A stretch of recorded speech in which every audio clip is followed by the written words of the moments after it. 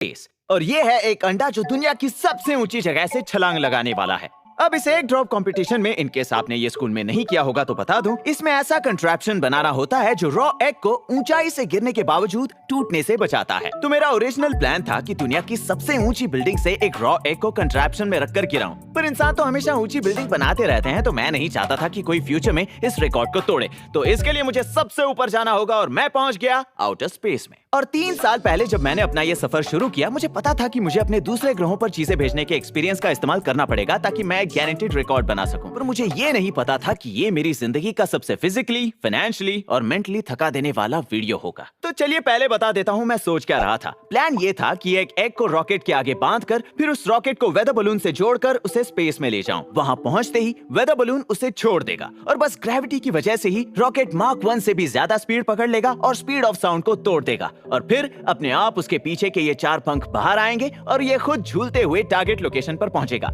और फिर 300 फीट के ऊपर से ये एग को छोड़ देगा जो इस मैट्रेस पर अपने आप गिरेगा जिसे हमने जमीन पर बिछाया होगा। और ये सब हमें बहुत आसान लग रहा था। तो एक अच्छे इंजीनियर्स की तरह हमने हमारी प्रॉब्लम्स को छोटे छोटे स्टेप्स में बांटा। सबसे पहले हमने एग की टर्मिनल वेलोसिटी कैलकुलेट की। और टर्मिनल वेलोसिटी का मतलब होता है कि कोई भी एक वस्तु, जिसमें इंसान भी शामिल है, वो एक मैक्सिमम स्पीड से गिरती है जब पृथ्वी का फोर्स उन्हें अपनी ओर खींचता है और अधिक से अधिक हवा के मॉलिक्यूल से टकराने की वजह से उसमें बने पुशबैक फोर्स को बैलेंस करता है जैसे ही वो तेजी से गिरना शुरू करते हैं। इंसानों की स्पीड होती है 200 किलोमीटर पर आवर और एक एग के लिए कुछ सिंपल मैथ करने के बाद हमें पता चला कि ये गिरेगा 120 किलोमीटर पर आवर। और इस बात का ध्यान देने के लिए कि ये एग मैट्रेस पर अपनी टर्मिनल वेलोसिटी से गिरने के बावजूद टूटेगा नहीं, हमने हमारा पहला टेस्ट किया। और क्योंकि हमें इतनी ऊंची बिल्डिंग नहीं मिली जिसके वकील हमें ये एग फेंकने के लिए ऊपर चढ़ने दें, हमें थोड़ा इम्प्रोवाइजेशन करना पड़ा।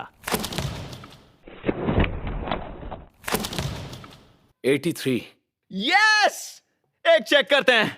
ये टूटा नहीं है, तो हमारा मैट्रेस इस एग को बचा लेगा अगर ये अपनी टर्मिनल वेलोसिटी से भी तेज गिरता है तो। शुरुआत तो अच्छी हुई है।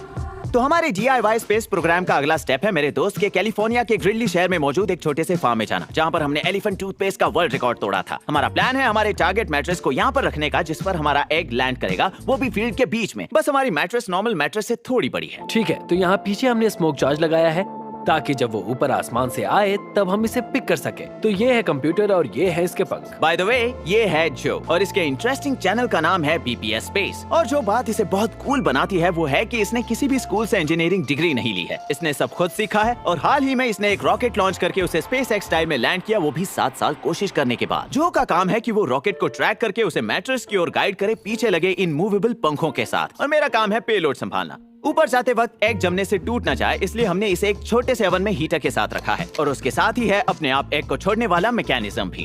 एग को छोड़ रहा हूँ।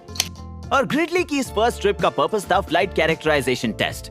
बेसिकली इससे पहले कि हम अपना वक्त और पैसा इस बलून को स्पेस में भेजने के लिए लगाएं, हम 10,000 फीट से एक लो एल्टीट्यूड टेस्ट करना चाहते थे, बस ये चेक करने के लिए कि हम रॉकेट के इन पंखों को स्टीयर कर सकते हैं या नहीं। हम यहाँ हर तरह का वर्ल्ड रिकॉर्ड बनाने वाले हैं। दुनिया की सबसे बड़ी मैट्रेस, फास्टेस्ट एग, सबसे ऊंचाई से गिरने वाला अंडा, इसमें कुछ भी गलत नहीं हो सकता, बस उन 4000 चीजों को छोड़कर।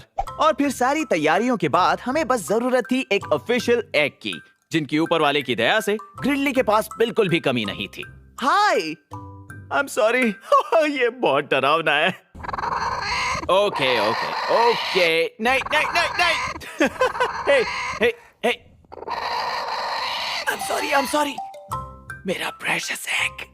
हमारे संसार के इतिहास में ये है वो पहली मुर्गी जिसने ऐसे अंडे को जन्म दिया है जो स्पीड ऑफ साउंड से भी ज्यादा तेज जाएगा, supersonic mark 1। Thank you, I am sorry, मैं जा रहा हूँ, कांग्रेचुलेशंस। तो दूसरे दिन हम सुबह के 4 बजे उठे क्योंकि तभी हवा सबसे शांत होती है, ताकि हम हमारे फाइनल प्री लॉन्च की तैयारी कर सकें। हम लोड कर रहे हैं हमारे प्यारे एग को। साथ ही लास्ट मिनट में हमने एक मेटालिक स्ट्रीमर भी रॉकेट के पीछे जोड़ दिया ताकि उसे विजुअली ट्रैक करने में आसानी हो। हमारे पास सब कुछ 2-2 है। हमारे पास 2 लीड्स है, 2 इग्नाइटर्स है, मार्क के पास 2 सर्वोस हैं, फेयरिंग पर गलती होने का चांस नहीं।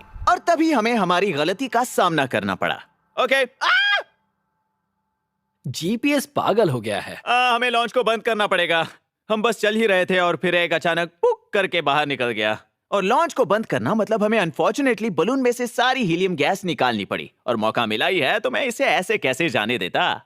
हेलो ये मजेदार है। फिर होम बेस पर हमने कुछ टेस्ट किए जिसने हमारे हाइपोथेसिस को कंफर्म किया, क्योंकि जीपीएस यूनिट ठीक रॉकेट के पीछे लगा था। लास्ट मिनट के मेटालिक स्ट्रीमर एडिशन की वजह से उसने जीपीएस के सिग्नल के साथ छेड़छाड़ की और उसकी वजह से रॉकेट का मैच स्पीड कैलकुलेट करने में कंफ्यूज हो गया, तो उसने वक्त से पहले ही एग रिलीज कर दिया। तो अगली सुबह हमने फिर कुछ मॉडिफिकेशंस किए, जिसमें सबसे इंपॉर्टेंट मॉडिफिकेशन था मेटालिक के बजाय प्लास्टिक ट्रैकिंग स्ट्रीमर लगाना। अच्छी बात यह है आज बिल्कुल भी हवा नहीं है। बुरी बात यह है कि आज तापमान 20 डिग्री कम है, जिसका मतलब है हमारा मैट्रेस मानो जम गया है। फिर भी हम आगे बढ़े। मार्क, तुम्हें गिरना नहीं है। और मैंने बहुत ध्यान से हमारे रॉकेट को नए बलून लॉन्च साइट पर डिलीवर किया। भेज दो। भेज दो बेबी, अच्छे से भेज दो।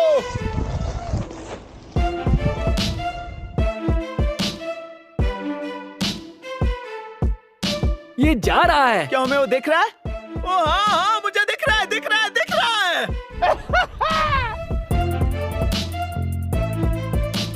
ओ, ये रहा वो।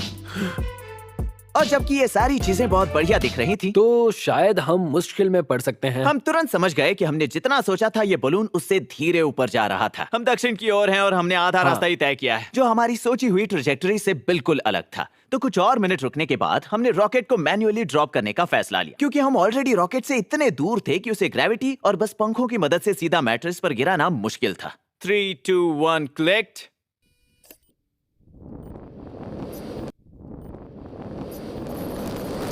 अरे नहीं, ये सही नहीं है। और फिर इस तरह हमें दिन की दूसरी मुश्किल का सामना करना पड़ा, जब हमारे पंख ने रॉकेट को गोल गोल घूमने पर मजबूर कर दिया।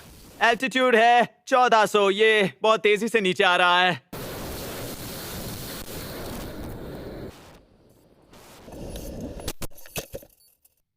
कहीं तो लैंड हुआ है। मैट्रेस पर देखो, जस्ट इन केस। और क्योंकि हमारे पास रॉकेट की जीपीएस कोऑर्डिनेट्स थे, हम उसे ढूंढने निकल पड़े। सबसे बड़ा सवाल यह है कि उस अंडे का क्या हुआ होगा। मार्क, मुझे लगता है मेरे पास तुम्हारे लिए बुरी खबर है। और उसके बाद हमारा पाला पड़ा पंछियों से भरे खेत से, और मुझे एक और मौका मिला जिसे मैं हाथ से नहीं जाने देना चाहता था। आखिर क्या है वो? क्या वो पैराशूट है? इसमें एग नहीं है। एग रिलीज हो गया, इसका मतलब एग अपने आप बाहर आ गया। तो ये बिल्कुल सही है। हाँ, पर उस सिल्वर लाइनिंग के बावजूद वो मूवेबल पंख एक्चुअली रॉकेट को गोल गोल घूमने पर मजबूर कर रहे थे, जो सरप्राइजिंग है, क्योंकि जो ने इसे यहाँ लाने से पहले बहुत से एनालिसिस और टेस्टिंग की थी। तो सारे फुटेजेस और फर्मवेयर को ठीक से देखने के बाद वो कोड में छिपे एक दबंग नेगेटिव साइन को खोजकर ठीक करने में कामयाब हो पाया, जो इस सारे कंट्रोल इश्यूज का कारण था। जिसका मतलब हम एक और फाइनल ट्राई के लिए तैयार थे। हमारे पास सारे स्पेयर पार्ट्स और बचे कुछ वेदर बलून्स खत्म हो गए थे, पर इसके बावजूद ये हमारी आखिरी कोशिश होगी। अगर हम एग को मैट्रेस पर 10,000 फीट से लैंड नहीं कर पाए, तो हमें नहीं लगता कि हम इसे कभी भी स्पेस से गिरा पाएंगे। क्या बात है! ये तारामंडल की बातें हम जैसी मंडली ही कर सकती है, समझे? मैं खड़ा हूँ दुनिया की सबसे बड़ी मैट्रेस के बीच में, और उम्मीद है कि यहाँ पर ये एग 45 मिनट में लैंड करेगा। नहीं तो हम लोग टॉपिक बदल देंगे और मेरे नए वीडियो का नाम होगा दुनिया का सबसे बड़ा मैट्रेस। तो मैं अभी रॉकेट को तैयार कर रहा हूँ। आखिरी स्टेप। ठीक है मेरी रानी, अब तुम सफर पर चलोगी। 3, 2, 1 जा जी ले अपनी जिंदगी सिमरन। अब तक तो सब सही है, हम 500 मीटर पर आ चुके हैं। अब ये बलून हमारे टारगेट मैट्रेस पर हिट करे, इसलिए हमने हर बार ग्रिडली के 4 अलग जगह से लॉन्च किया, जो एक इंटरेस्टिंग सवाल उठाता है, जो शायद आपके मन में भी आया होगा कि बड़े बलून्स जैसे कि हॉट एयर बलून्स खुद को स्टीयर कैसे करते हैं, या मैं कहूँ उन्हें कैसे पता चलता है कि वो कहाँ लैंड करेंगे। और इसका जवाब है कि कंप्यूटर को हवा की स्पीड और डायरेक्शन के बारे में अच्छे से पता होता है। जैसे हम ऊपर की तरफ जाते हैं, तो अगर मानो उस दिन ये हवा के डायरेक्शंस और स्पीड का अनुमान है, तो हमें इसे यहाँ से लॉन्च करना होगा ताकि वो हमारे मैट्रेस के ऊपर ठीक 10,000 फीट पर पहुंचे। पर इंटरेस्टिंग बात यह है कि ये सारी जानकारी हमारे पास आई कहां से, क्योंकि हर रोज ऐसे 2 बलून्स को आसमान में छोड़ने का काम किसी को करना पड़ता है, वो भी लंदन टाइम की दोपहर और मिडनाइट पर ये काम दुनिया भर में अलग अलग जगह से किया जाता है, वो भी एग्जैक्ट उसी टाइम पर। और इन बलून से जुड़ा होता है कुछ तो जिसे कहते हैं रेडियो साउंड, जो मेजर करते हैं एल्टीट्यूड, प्रेशर, टेम्परेचर और हवा को। और फिर वो ये इन्फॉर्मेशन ग्राउंड स्टेशन को भेजता है, जिसे सुपर कंप्यूटर में डाला जाता है। और इसी वजह से वेदर और विंड प्रेडिक्शंस इतने एक्यूरेट होते हैं। तो लगभग 2000 बड़े बलून्स हर रोज ऊपर जाते हैं और बाद में फट जाते हैं, और ऐसे ही कहीं पर भी लैंड हो जाते हैं। और क्योंकि वो सिग्नल ट्रांसमिट करते रहते हैं, कुछ लोगों ने उसे ट्रैक करने की हॉबी बना ली है। हम ड्रॉप पॉइंट के कितने करीब हैं? बलून निकल चुका है। निकल गया। और इस बार हम उसे ठीक टारगेट ड्रॉप जोन में रिलीज कर पाए, जो वैसे तो खुशखबर थी, पर दूसरी तरफ इसके भी अपने चैलेंजेस थे। कहाँ पर है? कुर्सी उठा लो। 400, जल्दी कुर्सी उठा लो। 300, 300। कुछ दिखा? Altitude 98 meters. लगता है हम लैंड हो चुके हैं। सब लोग ठीक है? बहुत मजा आ गया। तो इस बार हम ज्यादा करीब थे और इस बार हम उसे बस थोड़ा सा कंट्रोल करने में भी कामयाब हुए। हमने उसे ढूंढ लिया। ओह, एग है? एग नहीं है। एग नहीं है? 1 मिनट, ये तो एग है। ये तो एग है। ओ, क्या वो टूट गया? मतलब ये वैसा नहीं टूटा तो है। 3 बार फेल होने के बाद भी हम अभी तक उस लक्ष्य के करीब नहीं पहुंचे हैं जिसकी हम कोशिश कर रहे हैं। तो अब मैं फोन करने वाला हूं अपने प्यारे दोस्त एडम स्टेल्जनर को, जिसे देखकर आपको याद आ गया होगा कि ये मार्स पर लैंड करने वाली क्यूरियोसिटी के टीम से है। इन्होंने कैलटेक से पीएचडी की है और ये परसिवेरेंस और मास सैंपल रिटर्न के चीफ इंजीनियर भी हैं। और जब हमने एडम को एक्सप्लेन किया कि हम क्या करना चाहते हैं, उन्होंने हमारे ब्रिलियंट प्लान को देखते ही हमारी गलती पकड़ ली। क्या तुम दोनों किसी का घर उड़ाने की फिराक में हो? तुम ये कैसे करोगे? तुम ये कैसे करते हो? मैं जानता हूँ ये कैसे कर सकते हैं, पर पुलिस की नजरों से बचकर कैसे करोगे? दूसरे शब्दों में, हम एक प्रिसीजन गाइडेड मिसाइल बनाने की तैयारी कर रहे थे। दोस्त, तुमसे पहले ये काम हजारों लोगों ने किया और उन्होंने फेडरल लॉ को कसम दी है कि वो इस बात का जिक्र किसी से नहीं करेंगे। और सच कहूँ तो उनकी बात में दम तो था। जो लोग हमारी मदद कर सकते हैं वो नहीं कर सकते हैं, और अगर हमने ये खुद भी सीख लिया तो इसका वीडियो बनाकर उसे यूट्यूब पर डालने पर भी काफी सवाल उठ सकते हैं।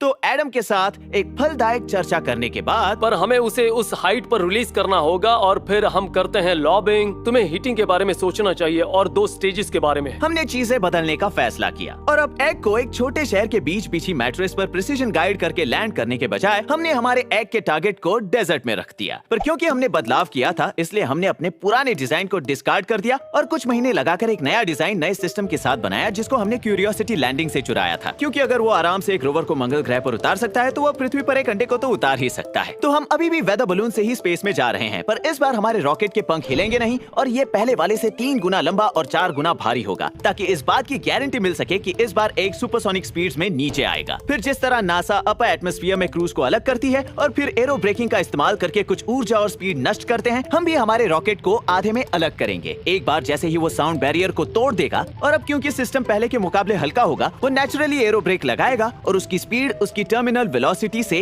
कम कर देगा।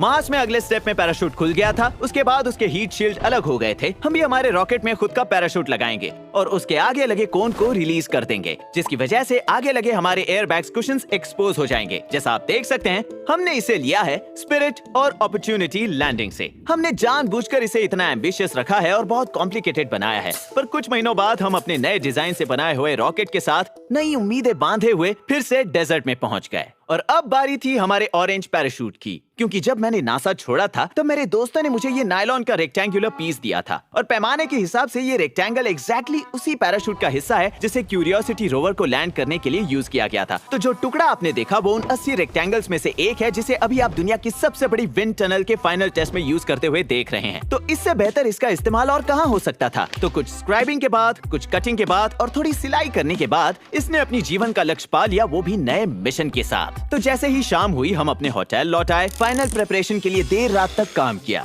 इस आइडिया को पैशन प्रोजेक्ट बनाने में 3 साल की मेहनत और ढेर सारा काम लगा है। फिर भी हम यहीं तक पहुंच पाए हैं, जो कि काफी नहीं है।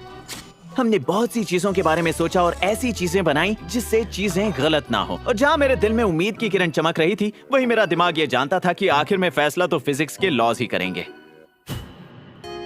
तो दूसरे दिन सुबह सुबह बलून के इंचार्ज क्रू लॉन्च साइट पर पहुंचकर उसे भरने लग गए। और ये बलून दूसरे बलून से थोड़ा अलग था, क्योंकि ये था जीरो प्रेशर वेदर बलून। एक टिपिकल वेदर बलून के मुकाबले ये बलून का फायदा ये है कि ये स्पेस में ऊंचाई तक जा सकता है, ज्यादा भार उठा सकता है और ये नीचे से खुला रहता है, जिसका मतलब ये प्रेशर को इक्वलाइज करता है और इसका फटना नामुमकिन है। तो जब आप चाहते हैं कि वो नीचे आए, तब आपको एक सिग्नल भेजकर रस्सी खींचनी पड़ती है, जिससे ये साइड से खुल जाता है, मानो जैसे कोई जिप लगी हो, और अपने आप नष्ट हो जाता है। पर इसकी कमी ये है कि ये इतना हल्का और पतला होता है कि इसे बिना ग्लव्स के छू नहीं सकते। और फिर इसे भरने के लिए हमें 1 घंटा लग गया, वो भी 4 बड़े हीलियम के टैंक से। पर तभी हमें एक बहुत ही दर्दनाक बात का सामना करना। यार, मेरे पास एक बुरी खबर है। हमें काम बंद करना होगा। बलून में से हीलियम निकालना शुरू कर दो।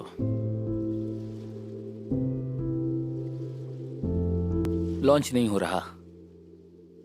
शायद कोई इशू हो गया है जो आज सॉल्व नहीं हो सकता। तो अब हम हीलियम फिर से निकाल रहे हैं। अब किसी और दिन फिर से हम कोशिश करेंगे। तो नहीं, नहीं, हमें नहीं पता। तुम क्या कह रहे हो? तुम सीरियस हो? लगता यही रहा है। अब बात ऐसी हुई कि जो रॉकेट के इस हिस्से का इंचार्ज था और मैं और मेरी टीम इस हिस्से की, और जहां हम दोनों ने अपने अपने सिस्टम्स नॉजियम को एक एक करके टेस्ट किया था, पर आज सुबह ही हमने इसे एक साथ जोड़कर टेस्ट किया और तब हमारी समझ में आया कि मैंने एक बहुत ही क्रिटिकल बात को नजरअंदाज कर दिया था। तो इसका टेंशन कंप्रेशन ये कमाल का है। ये इस चीज को अच्छे से पकड़ रही है, पर प्रॉब्लम यह है कि ये बहुत लंबा और बहुत भारी है, जिस वजह से ये हिल रहा है। मतलब ये झुक जाएगा। टेंशन कंप्रेशन में तो अच्छा है, पर मार्क 2 में ये होना मतलब ये काम नहीं करेगा। दुनिया में इस साइज का बलून है ही नहीं जिसे हम एक्सेस कर सकते हैं। अगले महीने के लिए भी यही इस्तेमाल करेंगे। हम इसे संभाल के रखने की कोशिश कर रहे हैं। उम्मीद है कि हम इसे दोबारा इस्तेमाल कर सकते हैं, पर अगर इसे गलत जगह छुआ तो अभी तो बस इम्परफेक्शन है, पर शायद इसकी वजह से हमारा फ्यूचर मिशन भी बर्बाद हो जाएगा। और मेरे लिए ये जिंदगी का सबसे लो पॉइंट था। दो अलग सिस्टम्स को जोड़ना मतलब इंजीनियरिंग का सबसे क्लासिक फेलियर पॉइंट था। मैंने इतनी बड़ी बात कैसे मिस कर दी, यही मैं सोच रहा था। और फाइनेंशियल कॉर्नर्स के बारे में तो बात ही नहीं करना चाहता। मुझे लग रहा था कि मैंने ना सिर्फ मेरी टीम के साथ साथ मेरे बाकी हेल्पिंग क्रू को भी और उन लोगों को भी दुखी किया जो 6 घंटे ड्राइव करके सिर्फ ये देखने के लिए वहां पहुंचे थे। पर यही तो फेलियर की बात है। इसकी चुभन सबसे ज्यादा होती है, पर इसकी वजह से इतना तो सीख जाते हैं कि क्या नहीं करना चाहिए।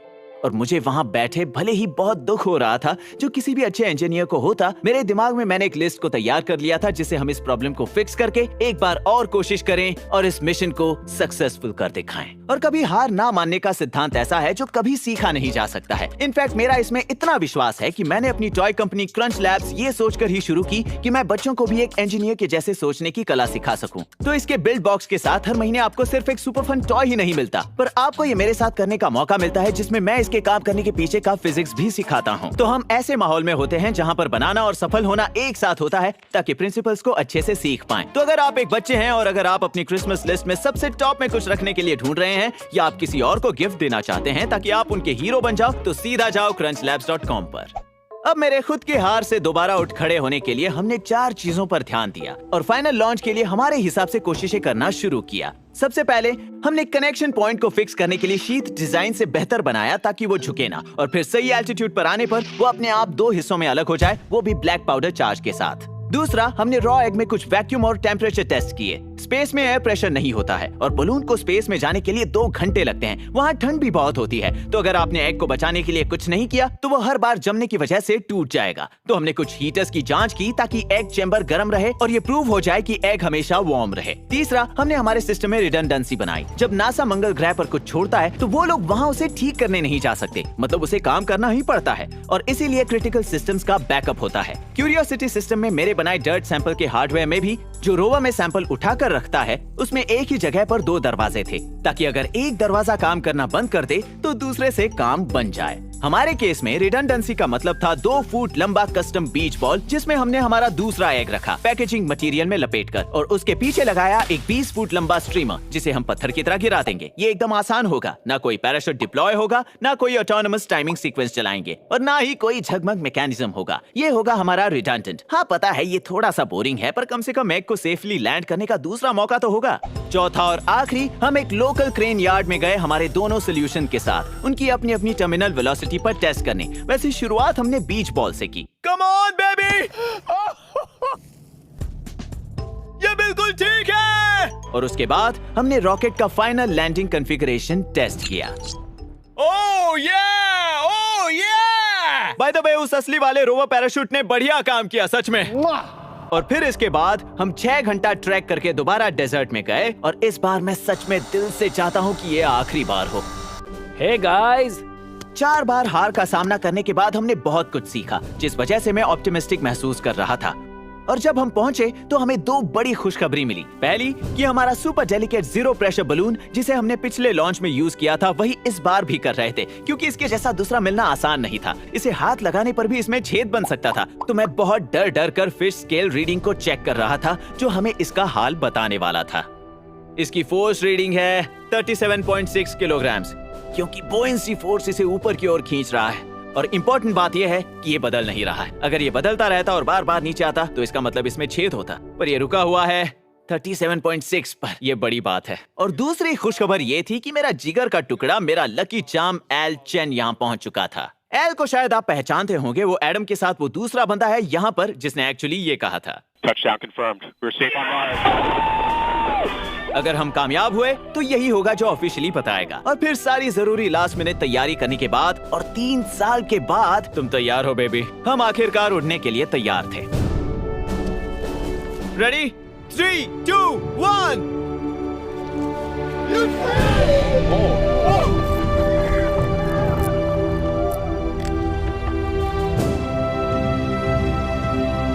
और सब कुछ अच्छा लग रहा था। बलून जैसा सोचा था वैसे ही ऊपर जा रहा था, और जिसका मतलब उसमें कोई छेद नहीं था। और आखिरकार चीजें हमारे हिसाब से हो रही थीं। क्या ये ऐसे ही दिखना चाहिए? हाँ। और ऊपर स्पेस में पहुंचने के लिए पूरे 2 घंटे लग गए।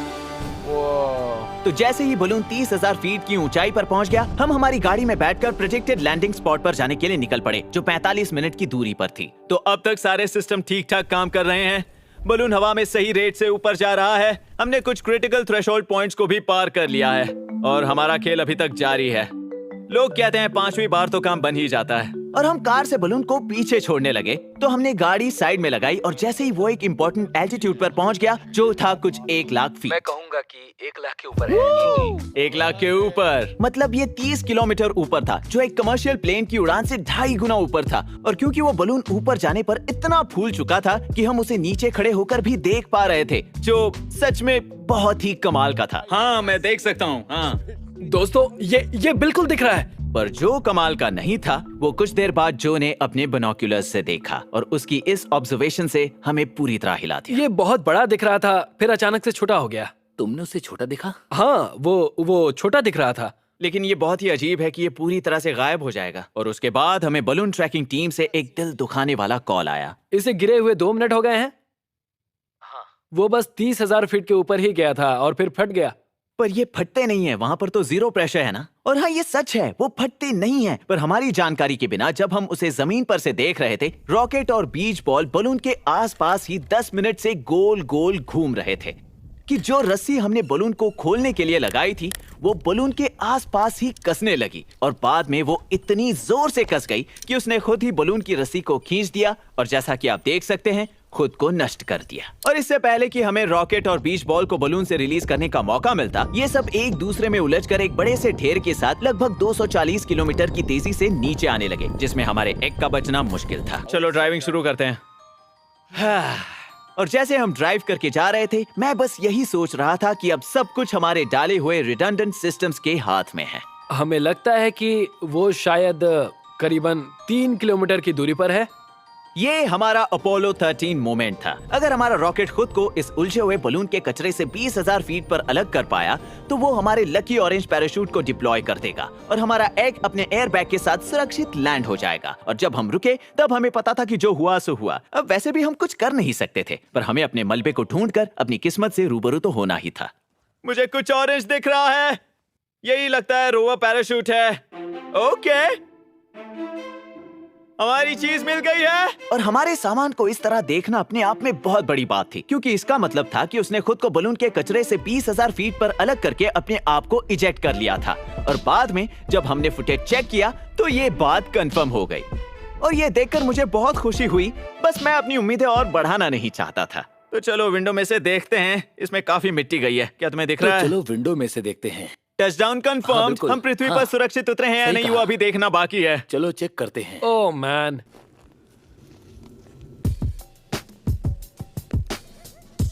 हम पृथ्वी पर सुरक्षित पहुंच गए। हमने कर दिखाया। ये अंडा बहुत गर्म है।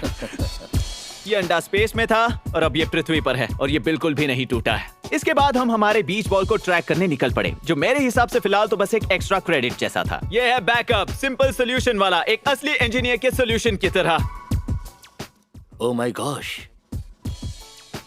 जरा देखो, हम पृथ्वी पर सुरक्षित पहुंच चुके हैं। हम पृथ्वी पर सुरक्षित पहुंच गए हैं, दोनों के दोनों बेबी, दोनों के दोनों। और जैसे ही हम हाथ में 2 बिना टूटे अंडे लेकर चल रहे थे, तब मुझे याद आया कि जिंदगी में चीजें हमेशा हमारे हिसाब से नहीं होती हैं, पर अपनी गलतियों से सीखकर उसमें दृढ़ता जोड़कर हम इंसान कुछ भी कर सकते हैं। फिर चाहे वो दुनिया का सबसे स्मार्टेस्ट मार्शियन रोबोट हो या ये नामुमकिन सा सबसे ऊंचा एग ड्रॉप हो।